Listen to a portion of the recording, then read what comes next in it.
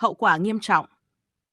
Chiếc máy bay gặp nạn chỉ trong vòng vài chục giây sau khi rời khỏi sân bay Ahmedabad vào chiều ngày 12 tháng 6.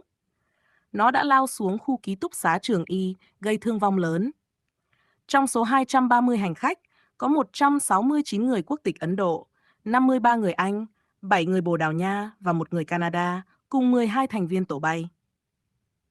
Tổng cộng 260 người thiệt mạng, trong đó có 241 người trên máy bay và 19 người dưới mặt đất. Đáng chú ý, chỉ có một hành khách người Anh sống sót, hàng chục người khác bị thương, nhiều người trong tình trạng nguy kịch.